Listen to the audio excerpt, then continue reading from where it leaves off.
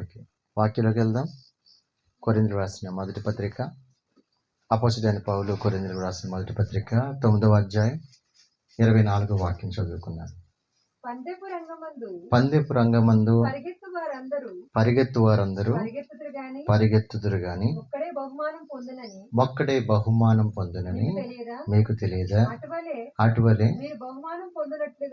అటువలే మీరు కూడా బహుమానం పొందినట్లుగా పరిగెత్తుడి. చిన్న ప్రార్థన చేసుకుందాం. పరిశుద్ధుడా, ప్రేమగల తండ్రి, నీకే వందనాలయ్యా. వాక్యమైన దేవుడవు, మీరే మాతో మాట్లాడి సహాయం చేయండి. వాక్యం అనేది ప్రజల నివారము నైనా, సంఘము నీ రక్తము చేత విమోచింపబడి నైనా కొన్నావు. నీకు స్తోత్రం. ఈ సంఘాన్ని ప్రభువా, నీ సార్వత్రిక సంఘాన్ని అంతటినీ జ్ఞాపకం చేసుకుని ఈ ఉదయకాల సమయంలో ప్రభువా, ఈ పునరుద్ధానం మీరే అందరితో మాట్లాడి సహాయం చేయమని యేసునామములో ఈ ప్రార్థన అడిగి వేడుకొంచున్నాను తండ్రి, ఆమేన్. దేవుడు తన వాక్యంలో రాయించారు, ఒక పందెపు రంగం గురించి రాయించారు. అపోజిట్ పౌలు అంటున్నాడు, అక్కడ రాస్తున్నాడు, ఒకసారి చదవండి మళ్ళీ. మన ముందు ఏముందట? పందెపు రంగం. పందెపు రంగమందు పరిగెత్తు వారందరూ పరిగెడతారు గాని ఒక్కడే బహుమానం పొందుతాడు. మీకు తెలియదా? అటువలే మీరు బహుమానం పొందేటట్లుగా పరిగెత్తుడి. మరియు పందెమందే పోరాడే ప్రతివాడు కూడా అన్ని విషయములందు మితముగా ఉండును. వారు క్షయమైన కిరీటమును పొందుటకును, మనమైతే అక్షయమైన కిరీటం పొందటానికి మితముగా ఉన్నాము. కాబట్టి నేను గురి చూడని వాని వలె పరిగెత్తువాడను కాను. దేవుడు తన వాక్యంలో రాయించారు, పందెపు రంగంలో పరిగెత్తే వాళ్ళు ఎంతమంది పొందుకున్నారంటే బహుమానం? ఒకరే బహుమానం పొందుకుంటారు. ఆయన చెప్తున్నారు, మనందరము కూడా పందెపు రంగంలో ఉన్నాం. ఈ పందెపు రంగంలో పరిగెత్తాలి, బహుమానం పొందేటట్లుగా పరిగెత్తాలి. ఈ ఈ యొక్క కాలం ఎటువంటి కాలం? పోటీ కాలం. ప్రతి పనిలో పోటీ ఉంది. చివరికి క్లాస్ రూమ్లో కూడా పోటీ ఉంటుంది. అలాగే రాజకీయ నాయకుల్లో పోటీ ఉంటుంది. ఏ రంగంలో చూసినా పోటీ ఉంటుంది. ఎందుకంటే నేను ఫస్ట్ ఉండాలి. మన కుటుంబాల్లో కూడా కొంతమంది ఫస్ట్ ఉండాలి. నేను సమాజంలో కూడా చాలామంది మనం చూస్తాం, ఫస్ట్ నేనే ఉండాలి, నేనే కనపడాలి. ఇవన్నీ కూడా ఒక్కొక్కసారి ఇబ్బంది కలగవచ్చు. కానీ పరుగు పందెం గురించి మనం దేవుడు మాట్లాడుతున్నాడు. ఆ పరుగు పందెంలో చాలామంది పరిగెడతారు. ఎప్పుడైతే ఆ షూట్ చేస్తారో, ఎప్పుడైతే ఆ షూటరు ఆ గాల్లోకి కాలుస్తాడో వెంటనే పరుగు పెట్టడం మొదలు పెడతారు. మొదలు పెట్టినప్పుడు వాళ్ళ పరుగు ఎక్కడాగాలంటే, వాళ్ళు విజయం తెలిసేది ఎక్కడంటే, ఆ పరుగుకు ఒక చివర ఉంటుంది, అంతం అనేది ఉంటుంది. అక్కడ ఒక రిబ్బన్ కడతారు అడ్డంగా. ఎవరైతే ఫస్ట్ వెళ్ళి దాన్ని తాకుతారో, ఆ బార్డర్ లైన్ని తాకుతారో వాళ్ళే విన్నర్స్. వాళ్ళకే మొదటి ప్రైజ్ ఉంటుంది. ఆ పరుగు పందెంలో ఓపికతో పరిగెట్టాలి. చాలామంది పరిగెడతారు. ఆ పరిగెట్టే వాళ్ళందరూ ఎందుకు పరిగెడతారంటే, నేనే ఫస్ట్ రావాలన్నట్టుగా పరిగెడతారు. పరుగు పెట్టిన తర్వాత ఒకళ్ళు మాత్రమే ఆ ఫస్ట్ ప్రైజ్ వస్తుంది. ఆ ఫస్ట్ ప్రైజ్ వచ్చిన వాళ్ళు ఏం చేస్తారు? ఆ కప్పు తీసుకొని వాళ్ళ ఆనందం చూడాలి. దేవుడు కూడా మన కళ్ళలో చూడాలని ఇష్టపడతాడు. హల్లెలూయా. మనం కూడా ఆత్మీయంగా పరుగు రంగంలో ఉన్నాం, పరుగు పెట్టే రంగంలో ఉన్నాం. ఆత్మీయ జీవితంలో పరుగు పెట్టడానికి రెడీగా ఉన్నాం. ఈ సంవత్సరం 24 చివరికి వచ్చేసాం మనం. ఈ సంవత్సరం అంతా దేవుడు ఒక పరుగు పందెం పెట్టాడు. ఈ 12 నెలల్లో మనం ఎలా పరిగెట్టాం, ఏ బహుమానాలు పొందుకున్నాం, ఏ విధమైన దేవుడికి ఇష్టకరమైన ఆ పరుగు పరిగెట్టామో మనం ఒకసారి ఆలోచన చేయాలి. దేవుడు మనకిచ్చిన ఈ 24లో ఎంతవరకు పరిగెట్టాం, ఎంతవరకు మనం ఓడిపోయాం, ఎంతవరకు ఆగిపోయాం, మనం జ్ఞాపకం చేసుకుని పరిగెట్టాల్సిన పరిస్థితి. అరే నాకు ఏ బహుమతి రాలేదు, నాకు ఏ యొక్క సహాయం రాలేదని నువ్వు అనుకుంటే గనక నువ్వెక్కడో ఆగిపోయావని అర్థం. దేవుడు అన్యాయం చేసేవాడు కాదు. దేవుడు అన్యాయము చేయటం అసంభవం అంటాడు యోబు. ఆయన అన్యాయం చేయడం అసంభవం. మనం ఎక్కడో ఆగిపోయామేమో ఒకసారి జ్ఞాపకం చేసుకొని ఈ చివరాంతంలో, సంవత్సరాంతంలో మనము జ్ఞాపకం చేసుకుని ముందుకు సాగాలి. దేవుడు ఐగుప్తులో నుంచి మొదటి ఇశ్రాయేల్ ప్రజల్ని బయటికి రప్పించాడు.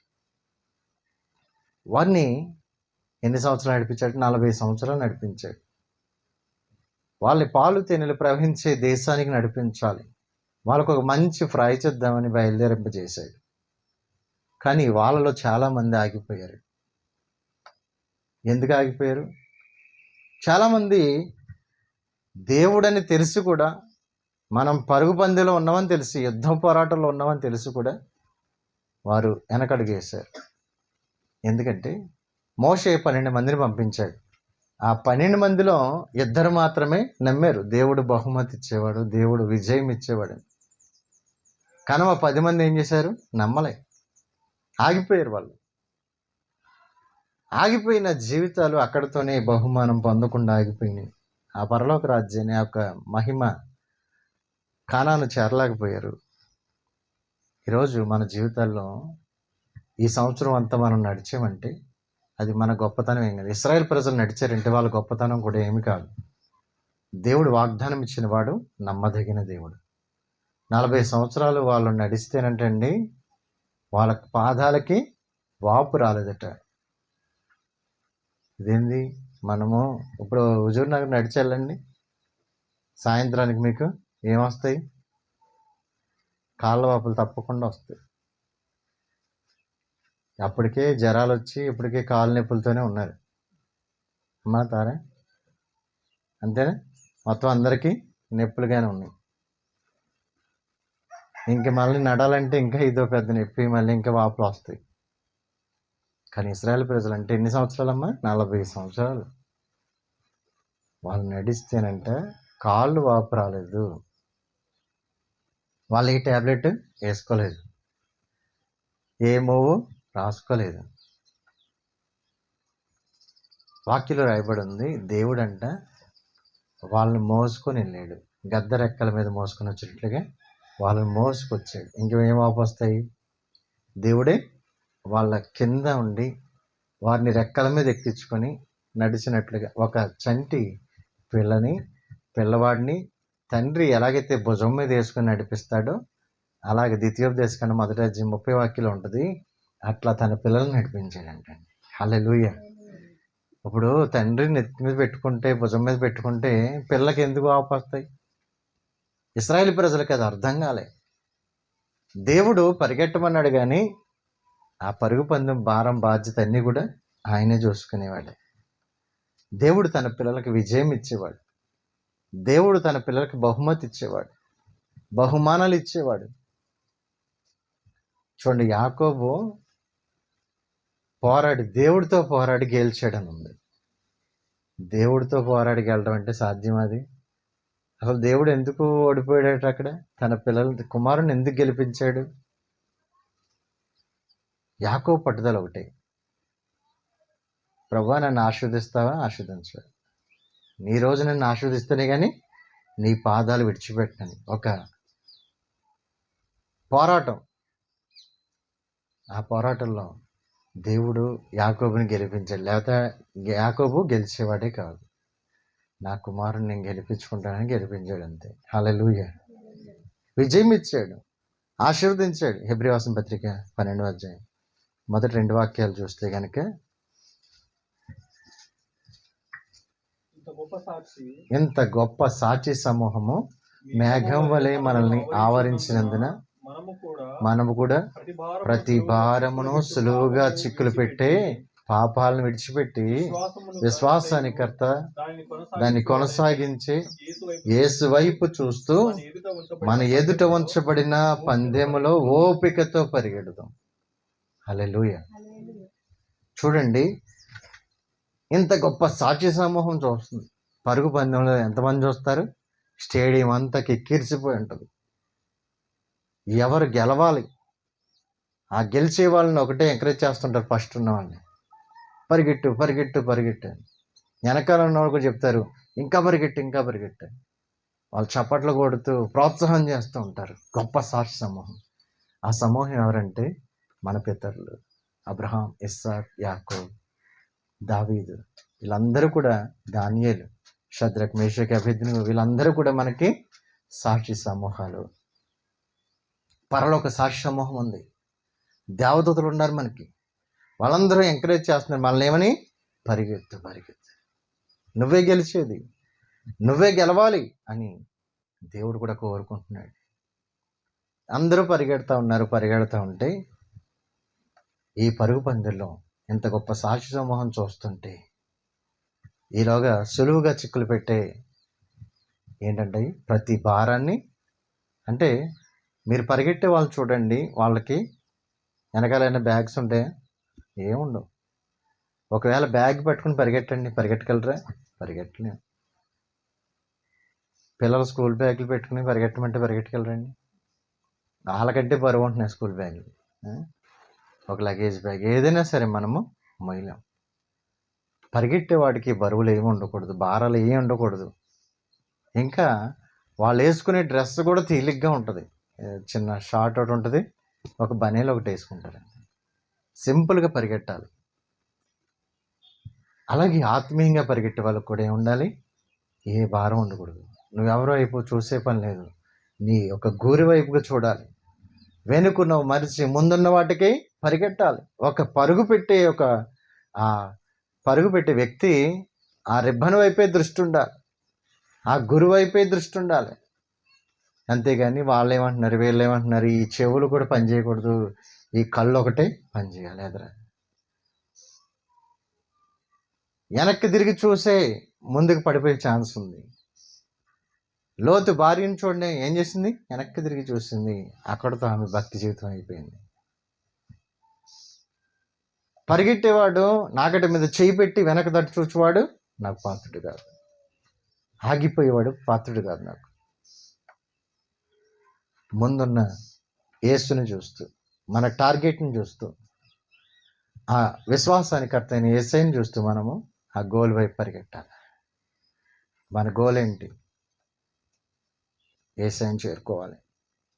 యేసయ్య చెప్పినట్టు నడాలి. యేసయ్య చెప్పినట్టు మనము బహుమానం పొందుకోవాలి. అది గోల్. ఆ గోల్ని మనం రీచ్ అవ్వాలి. పరుగు పెట్టే వాళ్ళకి ఏ బరువులు ఉండకూడదు. నెక్స్ట్, సులువుగా చిక్కులు పెట్టే పాపాలు. మనము అబద్ధం చిన్నదే అనుకుంటాం. అరే ఆదివారం మానేస్తున్నాం, చిన్నదే తప్పు అనుకుంటాం. ఈ చిన్న అనుకున్నాయే చాలా ప్రమాదం. అది ఆ సులువుగా చిక్కులు పెట్టే పాపాలు. పరిగెట్టేటప్పుడు బిర్యానీ చిన్నదే కదా తిన్నాడు అనుకోండి, ఏమైంది? పరిగెట్టగలడా? వాళ్ళు ఒక మిల్క్ లేకపోతే ఒక ఎనర్జీ డ్రింక్ ఉంటుంది, అది ఒక్కటే తాగుతారు. వాళ్ళు ఇష్టం వచ్చినట్టు తినడానికి లేదు, మితముగా. పరుగు పందిలో పరిగెట్టే ప్రతి ఒక్కరు కూడా మితంగా తింటారు. వారికి బరువు పెరిగిన, వాళ్ళకి భారమైన వాళ్ళు పరిగెట్టలేరు కాబట్టి మితంగా వాళ్ళు ప్రతి విషయంలో. మనం కూడా ప్రతి దాంట్లో కూడా మితంగా ఉండాలి. అన్నీ నాయే అని పెట్టుకునే వాళ్ళు చాలామంది ఉంటారు. ఇవన్నీ నేనే చేసేయాలనుకుంటారు. కానీ నీ టార్గెట్ ఏంటి? దేవుడు నీకు ఇచ్చిన ఆ పరుగు పందెంలో నువ్వు చేరుకోవాల్సిన గమ్యం ఏంటి? ఆధ్యాత్మిక జీవితంలో దేవుడికి ఇష్టమైన కార్యం నేను ఎట్లా ఉండాలి? దేవుడు అంటున్నాడు, అందరిలో ఒకరిలా కదా నువ్వు ఉండకూడదు, నువ్వే ఒక ప్రత్యేకమైన వాడిగా, ప్రత్యేకమైన దానివిగా ఉండాలి. ఏదో సెకండ్ ప్లేసో థర్డ్ ప్లేస్ వచ్చి సరిపోద్ది కదా అని తృప్తి పడే జీవితాలు దేవుడికి ఇష్టం ఉండదు. నేనే ఫస్ట్ రావాలి అన్న వాళ్ళే ఏసావు, యాకోబు వాళ్ళ తల్లి గర్భంలోనంట ఏం చేశారు? పోరాడాడు. యాకోబు నేనే ఫస్ట్ వెళ్ళాలని పోరాడాడు. భక్తి విషయంలో ప్రతి దాంట్లో కూడా పోరాటంలో యాకోబు ముందున్నాడు. మనం అలా బైబిల్ గ్రంథంలో చూస్తే పేతురు గారు ఉంటాడు. ఏదైనా సరే ప్రతి పనికి ఆయనే ముందుకు వస్తాడు. అతన్ని కంగారు ఎక్కువ అంటారు, కానీ అసలు దేవుడు ఆయన్ని ఇష్టపడ్డారు పేతురు గారిని. పాత నిబంధనలో యాకోబు భక్తుడు. యాకోబు వాళ్ళ అన్న కాలు పట్టుకుని లాగుతున్నాడు, మడిం పట్టుకుని. తల్లి గర్భంలో కూడా వాళ్ళు ఏం చేస్తున్నారు? పోరాటం. అటువంటి పోరాటంలో ఎవరు గెలిచారు? చివరికి వచ్చేసరికి యాకోబే గెలిచాడు. హల్లెలూయా. భక్తి జీవితంలో కూడా మనం ఏం చేయాలంటే గెలవాలి. గెలిచి దేవుడి యొక్క బహుమానం, ఆశీర్వాదం పొందుకునే వరంగా మనం ఉండాలని దేవుడు కోరుకుంటున్నాడు. మా పిల్లలు ఇప్పుడు వాళ్ళు ఫస్ట్ క్లాస్ నుంచి కూడా వాళ్ళ క్లాస్లో ఫస్టే ఉంటారు, ఇద్దరు కూడా. దేవుడి కృపది. అందరికీ క్లాస్ రూమ్లో ఏమనిపిస్తుంది? నేనే ఫస్ట్ ఉన్నాను. 10th క్లాస్ ఎగ్జామ్ రాస్తారు చాలామంది. ఇంకా ఈరోజు కూడా ఎగ్జామ్ రాసే పిల్లలు ఉన్నారు. వీళ్ళందరూ దేనికి రాస్తారు? నాకే ఫస్ట్ ర్యాంక్ రావాలి, నేనే ఫస్ట్ ఉండాలని, నేనే జాబ్ కొట్టాలని రాస్తారు. అయితే 10th క్లాస్లో అందరూ పాస్ అవుతారండి? టీచర్ ఆయనే, చెప్పేది ఆయనే, వినేవాళ్ళు వాళ్ళే. కానీ విన్న అందరూ కూడా పాస్ అవ్వరు. కొంతమంది ఫెయిల్ అయిపోతారు. ఎందుకు ఫెయిల్ అవుతారు? సార్ ఏం మారలే కదా. పాఠాలు ఏమైనా మారినాయా? మారలేదు. ఎవరిలో లోపం ఉంది? ఎందుకు ఆగిపోయారు వాళ్ళు? ఎందుకు చదవలేకపోయారు అని చూస్తే కనుక ఎంత చదివితే అంత, ఎలాగైతే ఎగ్జామ్ రాస్తావో నీవు ప్రార్థన, భక్తి జీవితం, వాక్యం ఎప్పుడైతే నువ్వు హెచ్చుగా ఉంటావో నువ్వంత ఉన్నతమైన స్థితికి ఎక్కుతావు. హల్లెలూయా. ఒక చదివి ఎగ్జామ్ రాసిన వ్యక్తికి జాబ్ అందరికీ వచ్చేద్దా? ర్యాంక్ని బట్టి జాబ్ వస్తుంది. అలాగే భక్తి జీవితంలో కూడా అందరూ రాస్తారు ఎగ్జామ్, కానీ ఒక్కళ్ళే ఆ జాబ్ కొట్టేది. హల్లెలూయా. అది జాబ్ కొట్టేటంతగా చదివే ఆ శక్తి నీకు ఉండాలి, ఆ సామర్థ్యం నీకు ఉండాలి, ఆ సామర్థ్యానికి తగ్గ ప్రార్థన నీకు ఉండాలి. భక్తి జీవితంలో నీ ఉన్నతమైన స్థితికి చేరాలంటే దేవుడి యొక్క సంకల్పం, దేవుడి యొక్క ఆయన ప్రోద్బలం మనకి ఎంతగానో ఉన్నది. ఎందుకంటే నువ్వు పరిగెట్టాలి, నిన్ను ఫస్ట్ నిలబెట్టాలని చూస్తున్నాడు. వాక్యలో రాస్తాడు ద్వితీయోపదేశకాండంలో 28వ అధ్యాయంలో, నువ్వు అందరికంటే పైవాడవుగా ఉండాలి. హల్లెలూయా. నిన్ను తలగా చేయాలంటే, నా పిల్లల్ని నేను తలగా చేయాలనుకుంటున్నాను, తోగ్గా చేయను, నేను తలగా చేస్తానంటాడు. అందరికంటే పైవాళ్ళుగా ఉంటారంట. నేను తలగా నియమిస్తాను. హల్లెలూయా. నీవు పైవాడవుగా ఉండాలని.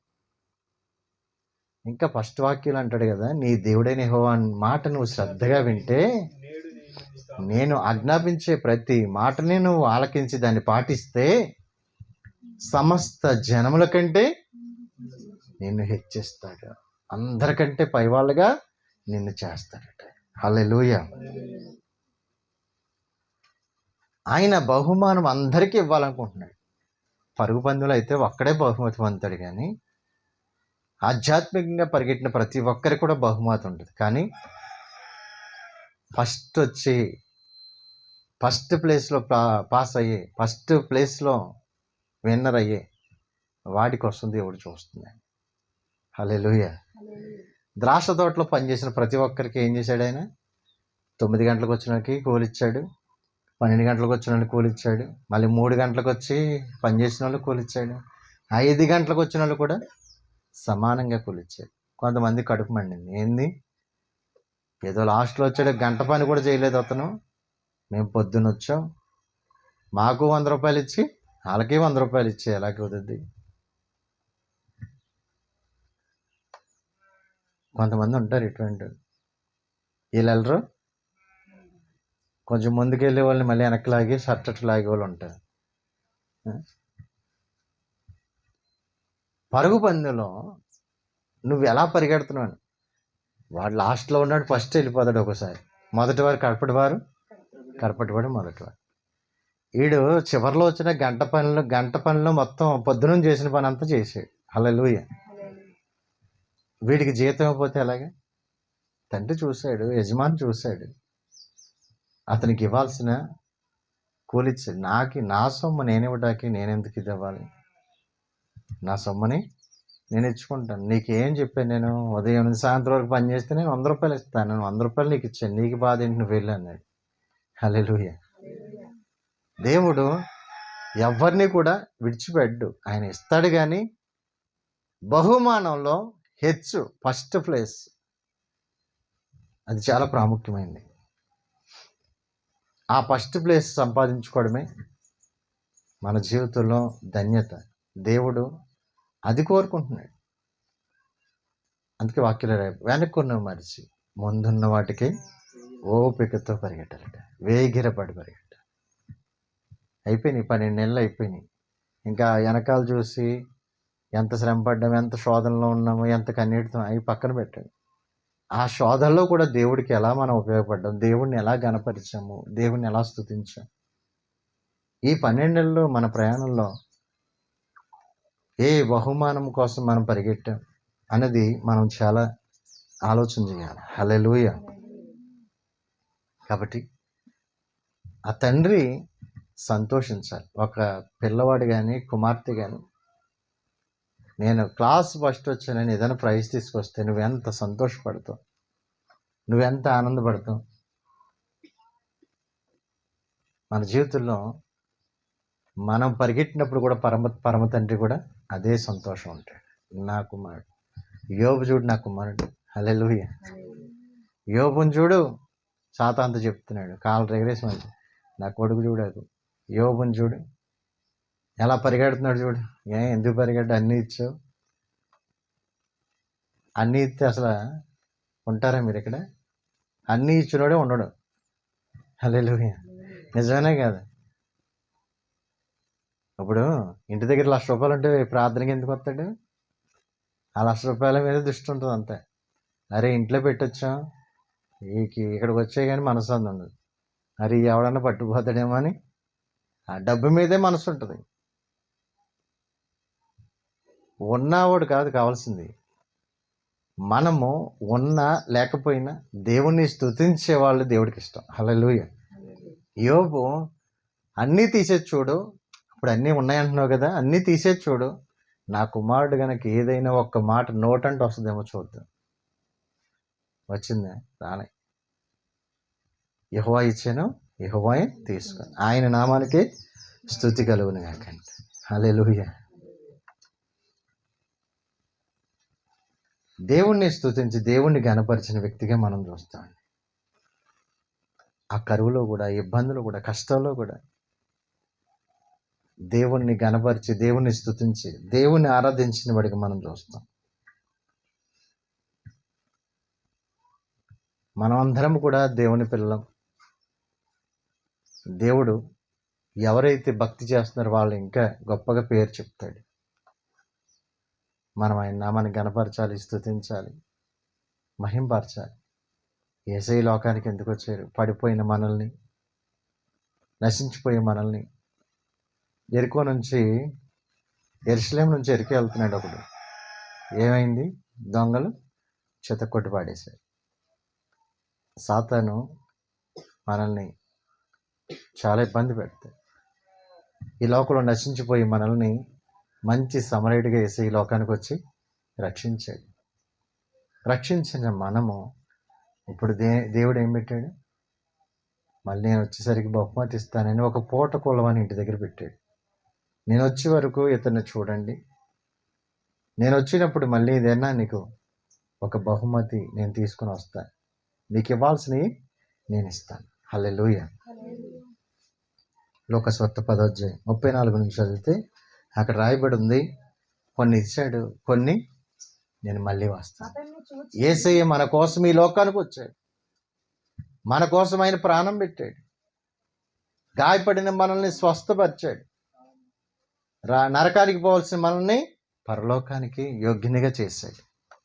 ఇంకా ఆయన పరలోకానికి వెళ్ళి మళ్ళీ నేను వస్తాను, వచ్చినప్పుడు నేను ఎవరి క్రియను బట్టి వాళ్ళకి బహుమానాలు తీసుకొస్తాను. హల్లెలూయా. కాబట్టి మనం ఆయన కోసం ఎదురు చూస్తున్నాం. గాయపడిన సమయాన మంచి సమరయునిలా నా గాయాలు కడిగిన దేవా, ఆకలైన వేళలో ఆహారమిచ్చి నన్ను పోషించినావు దేవా, గాయపడిన సమయాన మంచి సమరయునిలా నా గాయాలు కడిగిన దేవా, ఆకలైన వేళలో ఆహారమిచ్చి నన్ను పోషించినావు దేవా, నిన్ను విడువను ఎడబాయనని నిన్ను విడువను ఎడబాయనని నా యేసయ్యా, దినమెల్లనే పాడిన కీర్తించిన నీ రుణమునే తీర్చగలనా, కొనియాడి పాడి నీ సాక్షిగానే ఇలలో జీవించనా,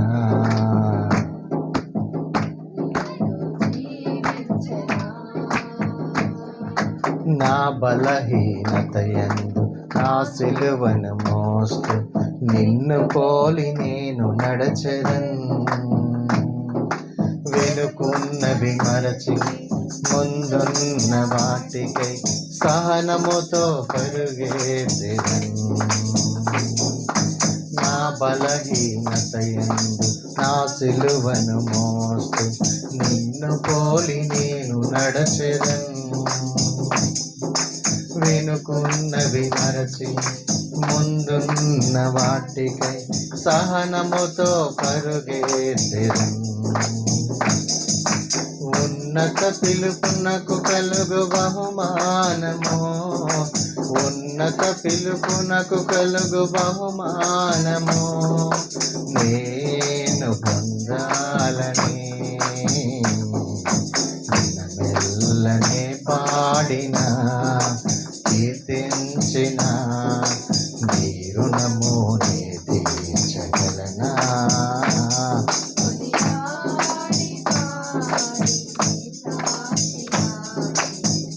ఇలలో జీవించనా, ఇలలో జీవించనా. హల్లెలూయా. ఆదికాండం 15వ అధ్యాయం మొదటి వాక్యం చూస్తే, దేవుడు ఆలస్యం చేసిన ఉన్నతమైన బహుమానం ఇస్తాడు. వాగ్దానం ఇస్తే తప్పకుండా ఆయన బహుమానం ఇస్తాడు. అబ్రహాంతో దేవుడు మాట్లాడుతూ ఆయన వాక్కు ప్రత్యక్షమై, చదవండి, ఇవి జరిగిన తర్వాత యెహోవా వాక్యం, ఎవరంట? యెహోవా వాక్యం ప్రత్యక్షమై అబ్రహాముకు ప్రత్యక్షమై దర్శనమందు వచ్చి, భయపడకము నేను నీకు కేడాన్ని, నీ బహుమానము అత్యధికమవుతుంది. చూడండి, వాగ్దానం ఏమిచ్చాడు చూడు, నీ బహుమానము అత్యధికం చేస్తాను. గర్భఫలము యెహోవా ఇచ్చే బహుమానం. అబ్రహాము ఎలా పరిగెట్టాడు తెలుసా దేవుడి కోసం? అబ్రహాం, నువ్వు నీ దేశాన్ని, నీ బంధువుల్ని, సమస్తాన్ని విడిచి రా అన్నాడు. ఆగాడా? అరే ఎలాగండి, బంధువులను వదిలిపెడితే ఎలాగా, స్నేహితులను వదిలిపెడితే ఎలాగా? వాళ్ళే కదండి మా బలగం అండి. ఏదైనా ఫంక్షన్ అయితే బలగం, బంధువులు ఎక్కువ, మనకు దేవుడు ఎక్కువ. ఆదివారం ఫంక్షన్లు పెట్టుకోవద్దని చెప్పండి. హల్లెలూయా. మనము ఆదివారము దేవుడికి ఇవ్వాల్సిన స్థానాన్ని దేవుడికి ఇవ్వాలి. ఆదివారంకి ఏ పనికి మనం వాడకూడదు. హల్లెలూయా. అబ్రహాము అన్నిటికంటే కూడా దేవుని హెచ్చించాడు. తన కుమారుని కూడా దేవుడు ఇమ్మంటే ఇవ్వడానికి కూడా రెడీ అయిపోయాడు. ఎంత దేవుడి పట్ల చూడండి, ఎంత ఇది. వాళ్ళకి తెలుసు, వాళ్ళకి భక్తి, అంతలా పరిగెట్టారు దేవుడి కోసం. అందుకే అబ్రహాంతో అన్నాడు, నేను నీ యొక్క బహుమానాన్ని అత్యధికం చేస్తాను, నీకు బహుమానం ఇవ్వాలనుకుంటున్నాను. ఇచ్చాడే లేదా? ఇచ్చాడు. అబ్రహాం కూడా దేనికోసం పరిగెట్టాడండి? 318 మంది పనులు ఉన్నారు, ఆస్తిపాస్తులు ఉన్నాయి, బంగారం ఉంది. ఇవన్నీ ఉంటే మనం ముందు ఫస్ట్ ఇల్లు పడగొట్టేసి బిల్డింగ్ కట్టడం ప్రారంభిస్తాం. అవునా కాదు? నిజమేనా కాదు? ఒక కేజీ బంగారం కొనుక్కుని ఇంట్లో పెట్టుకుంటే డబ్బులు పెరుగుతాయని. ఆస్తి పెరిగోల్ది మనకు ఆలోచనలు ఇవి. కానీ అబ్రహాం ఆలోచన ఏంటో తెలుసా? హెబ్రీ పత్రిక 11వ అధ్యాయంలో రాస్తాడు, కలగబోయే బహుమానం మీద దృష్టి పెట్టారు. వాళ్ళు పరదేశులమును యాత్రికులమై ఉన్నామని ఎరిగి ఆ దేవుని రాజ్యం ఎప్పుడు వస్తుందా అని ఎదురు చూస్తున్నారండి. 13లో ఉంది చూడండి. అతనితో ఆ వాగ్దానమునకు సమాన వారసులైన ఇస్సాకు, యాకోబు అనివారును గుడారములో నివసించుచు అన్య దేశంలో ఉన్నట్టుగా వాగ్దత్త దేశంలో పరవాసులయ్యారు. వీళ్ళు దేనికోసం ఎదురు చూస్తున్నారు? వీరందరూ 13 వీరందరూ ఆ వాగ్దాన ఫలం అనుభవింపకపోయినను దూరము నుండి చూచి వందనము చేసి తాము భూమి మీద పరదేశములను యాత్రికులమునై ఉన్నామని ఒప్పుకొని విశ్వాసం గలవారే మృతులంది. హల్లెలూయా. భూమి మీద పరదేశంలో యాత్రికులు. మా పరుగు ఆయన చూడడానికి, ఆయన కళ్ళారా చూడాలి, ఆయన చూసి పరవశించుకోవాలి, ఆయన ఇచ్చే బహుమానం పొందుకోవాలి. వీళ్ళ ఆశ అంతా కూడా అది. మోషే గురించి మనం చూస్తే 11:26 వాక్యం చూడండి. మోషే ఐగుప్తుల నుంచి పరుగు ప్రారంభించారు. వీళ్ళు పెద్దవాడైనప్పుడు విశ్వాసాన్ని బట్టి ఐగుప్తు ధనము కంటే క్రీస్తు విషయమైన నింద గొప్ప భాగ్యమని ఎంచుకొని అల్పకాల పాప భోగములు అనుభవించట కంటే దేవుని ప్రజలతో శ్రమ అనుభవించటం మేలని యోచించి ఒక రాజుగారి కుమార్తెను అనిపించుకోవడానికి ఒప్పుకోలేదట. నేను దేవుణ్ణి కుమారుణ్ణి, దేవుడి కోసం బతకాలని చెప్పి దేవుని కోసం పరుగు పెట్టడం ప్రారంభించాడు. ఏలైనగా హల్లెలూయా. దేని మీద దృష్టి పెట్టాడండి? దానికి దేవుడు ఇచ్చే బహుమానం కోసం దృష్టి పెట్టాడు. పరలోక రాజ్యంలో దేవుడిచ్చే బహుమానం కోసం దృష్టి పెట్టాడు. మన దృష్టి ఎలా ఉంది? దేని మీద దృష్టి పెట్టినాను? రూతు గ్రంథం 2వ అధ్యాయం 10వ వాక్యాలు చదివితే ఆ యొక్క రూతుతో బోయజు మాట్లాడుతున్నాడు. ఆ బోయజు మాట్లాడుతూ అంటున్నాడు కదా, అమ్మా నీ ప్రవర్తన నేను చూశాను,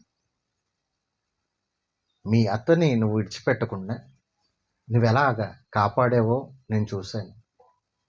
వాళ్ళిద్దరూ తల్లి బిడ్డలాగా ఉన్నారండి. అది అసలు ఎలా సాధ్యమైందో నాకు అర్థం కాదు. హల్లెలూయా. చాలా మందిని మనం చూడొచ్చు, అసలు ఏంటంటారు, అది నిప్పు ఉప్పులా ఉంటారు. అటువంటి వాళ్ళు ఎలా కలిసి ఎలా సాధ్యమైంది? అది దేవుడి వల్లే సాధ్యం. అది హల్లెలూయా. ఎప్పుడైనా సరే మనము దేవుడి వాక్యానికి లోబడి దేవునికి లోబడి అయితే, దేవుడు నా మాట వింటున్నాడు, దేవుడు నన్ను చూస్తున్నారనే విధానంలో ఉన్నవాళ్ళు ఎలా ఉంటారంటే ఒక తల్లి బిడ్డలాగా ఉండిపోతారు. చదువుతారా? నీ జన్మభూమిని విడిచి ఇంతకు ముందు యెహోవా నువ్వు చేసిన దానికి ప్రతిఫలం ఇచ్చును, సురక్షితంగా ఉండడానికి నువ్వు వచ్చావు. ఆయన నీకు ఏమిస్తాడంట? సంపూర్ణమైన బహుమానం ఇస్తాడు. ఆహారం లేకపోతే ఈమె వెళ్ళి పరిగెరుకుని వచ్చి వాళ్ళిద్దరూ భోజనం చేసేవాళ్ళు. ఏ బహుమానం లేదు వాళ్ళకి, నష్టపోయారు, వాళ్ళ కష్టంలో ఉన్నారు, కన్నీటితో ఉన్నారు. అటువంటి టైంలో నీ దేవుడే నా దేవుడని దేవుడిని నమ్ముకుని వచ్చింది ఆమె. అటువంటి ఆమెను ఆదరించి ప్రోత్సాహం ఇచ్చి, అత్త ఏం చేసింది? ప్రోత్సాహం ఇచ్చి, అమ్మా నీకేం కాదు, నా దేవుడు సామాన్యుడు కాదైన మొత్తం కోల్పోయినన్ని కూడా మళ్ళీ తిరిగి మనకిస్తాడని చెప్పి ఒక తల్లిలాగా ఆదరించి, ఎలా ఉండాలి? తల్లి కూతుర్ల బంధంలాగా ఉండాలి. హల్లెలూయా. ప్రోత్సాహం చేసి, నువ్వు ఇలా ఉండమ్మా, నువ్వు పలానా చోటకి వెళ్ళు, వాళ్ళు మన బంధువులే, అక్కడ పరిగెరుకుని రాని పంపిస్తే ఆ ప్రార్థన ఫలితం, దేవుడు నమ్మిన ఫలితం ఏమైందంటే చివరికి ఆ బోయజు మాట్లాడుతున్నాడు, దేవుడు నీకు సంపూర్ణమైన బహుమానం నీకు ఇస్తాడు. ఇచ్చాడే ఇవ్వలేదా? ఆ పొలానికి యజమానురాలైంది, ఆ దేశానికి, ఆ యొక్క మాతో యేసుక్రీస్తు వంశావళిలోనే ఒక స్థానాన్ని ఆమె సంపాదించుకుంది. ఉన్నతమైన బహుమానం ఇచ్చాడు. ఆ కుటుంబంలో నష్టమైన కుటుంబంలో మళ్ళీ కుమారుణ్ణి దేవుడు అనుగ్రహించాడు.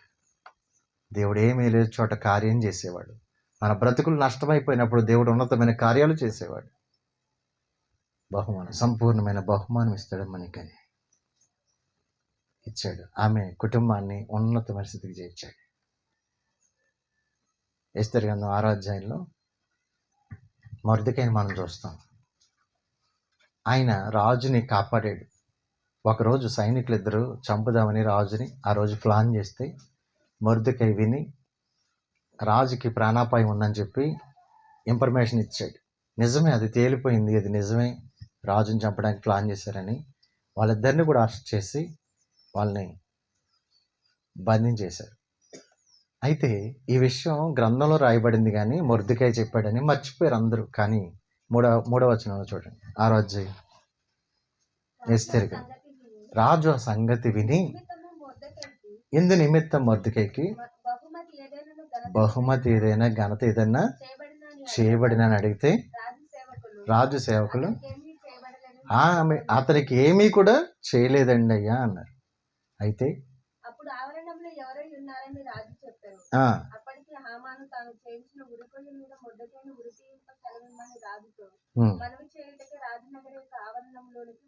వచ్చిండేను. హామాను ఆవరణంలో నిలవబడి ఉన్నాడని రాజుతో చెప్పగా రాజు అతని రానియుడని సెలవిచ్చినందున హామాను లోపలికి వచ్చాను. రాజు ధనపరచని అపేక్షించడానికి ఏమి చేయవలనని రాజు అతని అడగగా హామాను నన్ను గాక మరి ఎవరిని రాజు ధనపరచని అపేక్షించిందని తనలో తాను అనుకుని అతను ఫీల్ అయ్యి రాజు గణపరచిన అపేక్షించడానికి చేయతగినదేమనగా రాజు ధరించుకుని రాజవస్త్రములను, రాజవస్త్రాలు వేయాలి, రాజు యొక్క గుర్రమును రాజు తన తల మీద ఉంచుకుని కిరీటం పెట్టాలి. తీసుకొని రాగా గనులైన రాజు యొక్క అధిపతులలో ఒకడు ఆ వస్త్రమును ఆ గుర్రమును పట్టుకొని రాజు కనపరిచిన అపేక్షించడానికి ఆ వస్త్రములను ధరింపచేసి ఆ గుర్రము మీద అతనిని ఎక్కించి రాజవీధిలో అతని నడిపించుతూ రాజు కనపరిచిన అపేక్షించడానికి ఈ ప్రకారముగా చేయతగునని అతని ముందర చాటింపవలెను. అందుకు రాజు నువ్వు చెప్పిన ప్రకారం అన్ని కూడా మొర్దెకైకి చేయి. హల్లెలూయా. మొర్దెకైకి చేయాలి. ఆశ్చర్యపోయాడు. అతని గుండె అంతా కరిగిపోయింది. ఇదేంది, నేనేమో చంపుదామని ఉరుకై తయారు చేసుకుని ఇక్కడికి వచ్చాను నేను. చూడండి, దేవుడు మనల్ని ఏమో హెచ్చించాలి, బహుమతులు ఇవ్వాలని చూస్తాడు. సాతానుగాడేమో నిన్ను మానసికంగా ఇబ్బంది పెట్టి చంపాలని చూస్తాడు. దేవుడికి చీకటికి ఉన్న సంబంధం అది. మొర్దెకైని దేవుడు విజయం పొందించాలి, బహుమతి ఇవ్వాలని దేవుడు చూశాడు. హల్లెలూయా. యూదుల పట్ల, దేవుడు తన నమ్మిన ప్రజల పట్ల ఎప్పుడు కూడా ఎడబాసేవాడు కాదు, చెయ్యి విడిచిపెట్టాడు, హెచ్చించేవాడు. ఈరోజు నీ పరిస్థితి కన్నీరు ఉందేమో, కలవరాలు ఉన్నాయేమో, దేవుడు ఏం చేస్తాడు? బహుమతులు ఇచ్చి హెచ్చిస్తాడు. హల్లెలూయా. ప్రతి కార్యం కూడా మనం చూస్తే యెషయా గ్రంథం 40:10 వాక్యంలో ఆయన ఇచ్చే బహుమతి ఆయన దగ్గర ఉంది, పట్టుకుని రావడానికి రెడీగా ఉన్నాడు, నీకు ఇవ్వడానికి రెడీగా ఉన్నాడు ఆయన. త్వరగా 40:10 వాక్యం.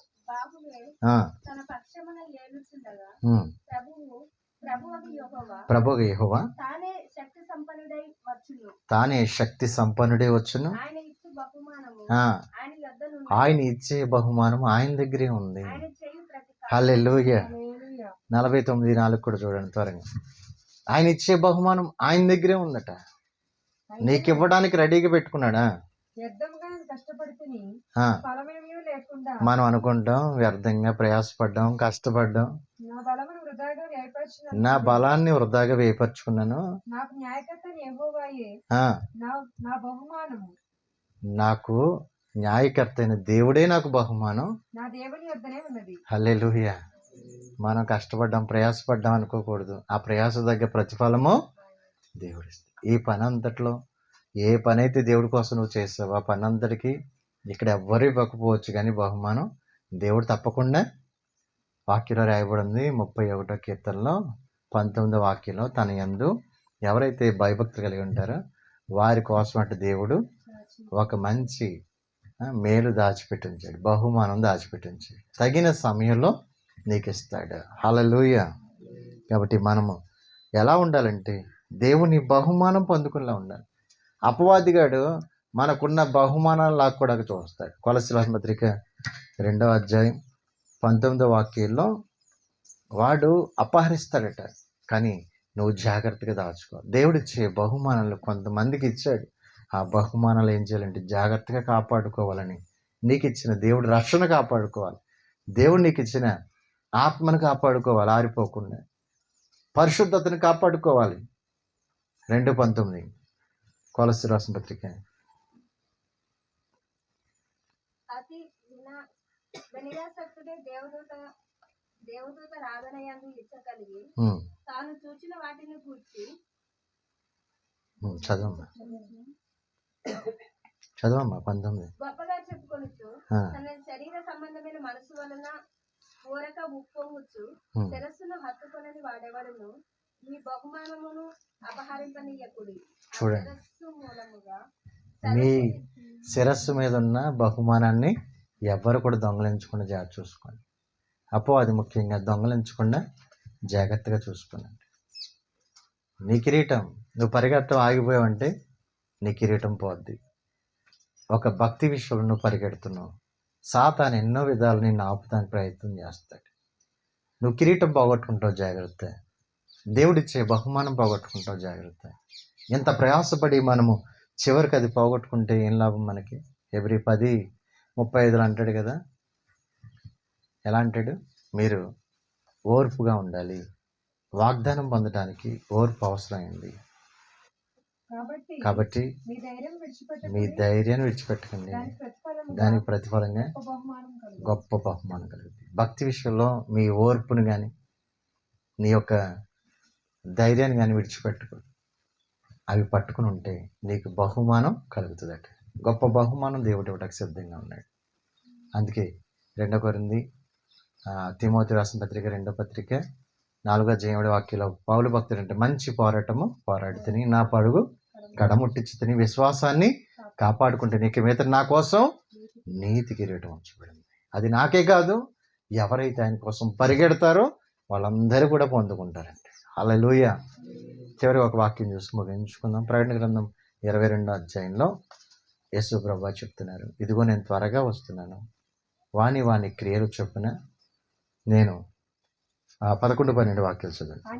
అన్యాయం చేయవాడిని అన్యాయం చేయనివ్వండి, అపవిత్రైన వాడిని అపవిత్రగానే ఉన్నాయి, నీతిమంతుని ఇంకా మీరు ఆ పక్కకి ఈ పక్కకి వాడిని విని చూడొద్దు, పరిశుద్ధుని ఇంకా పరిశుద్ధునిగా ఉండనివ్వు. ఇదిగో నేను త్వరగా వస్తున్నాను, వాని క్రియల చొప్పున ప్రతి వానికి ఇచ్చుటకు సిద్ధపరిచిన జీతం నా యొద్ద. దేవుడు బహుమానం తీసుకొస్తుంది. నీకు ఒక కిరీటం పెట్టడానికి, నీకు ఒక మహిమ కిరీటం పెట్టడానికి దేవుడు రెడీగా ఉన్నాడు. నీ పరుగు దేవుడి కోసం పరిగెట్టాలి. ఈ వెనక్కి తిరిగి చూడకూడదు. ఈ 12 నెలలు అయిపోయినాయి, ఇంకా నువ్వు పరిగెట్టాలి దేవుడి కోసం బహుమతి పొందినట్లుగా, నీ పిలుపుని తగిన బహుమానం పొందినట్లుగా పరిగెట్టాలి. మోకరించి అందరూ కూడా యేసయ్య త్వరగా